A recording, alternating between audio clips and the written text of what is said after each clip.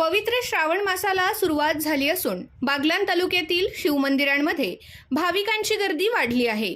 दोधेश्वर, कपालेश्वर, पहाडेश्वर, भीमाशंकर आणि पिंपळेश्वर या मंदिरांमध्ये श्रावणातील प्रत्येक सोमवारी तसेच संपूर्ण महिनाभर भाविक मोठ्या संख्येने दर्शनासाठी येतात।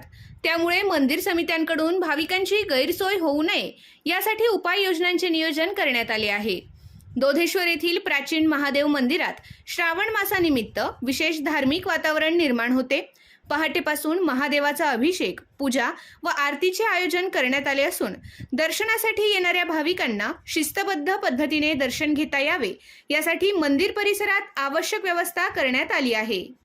दरम्यान दोधेश्वर येथील महादेव मंदिरात श्रावण महिन्यातील प्रत्येक सोमवारी भाविकांसाठी महाप्रसादाचे आयोजन करण्यात येणार आहे, अशी माहिती महंत हरिओमानंद पुरी महाराज यांनी दिली।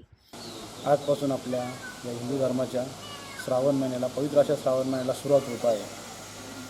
तरी आम्ही आता मंदिराच्या संस्थांतर्फे जी काही पूर्वतयारी असते ती पूर्ण झालेली असून आता भाविकांसाठी पूर्ण मंदिर सुसज्ज झालेलं आहे। तसेच प्रत्येक सोमवारी आपण महाप्रसाद म्हणून साबुदाणा खिचडी वाटप करत असतो, त्याचीही तयारी आता पूर्णपणे झालेली आहे। भाविकांनी महाप्रसादाचा लाभ घ्यावा तसेच मंदिर समितीला सहकार्य करावे असे आवाहन त्यांनी केले आहे।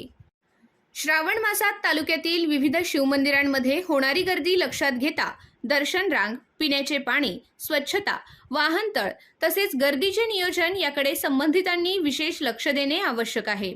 पावसाळ्याचा काळ असल्याने मंदिर परिसरातील रस्ते व पायवाटा निसरड्या होण्याची शक्यता आहे।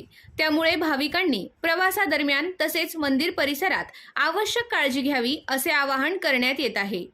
श्रावण मासाच्या निमित्ताने बागलाण तालुक्यातील शिवमंदिरे हर हर महादेवच्या जयघोषाने दुमदुमणार असून पुढील महिनाभर तालुक्यात भक्तिमय वातावरण अनुभवायला मिळणार आहे।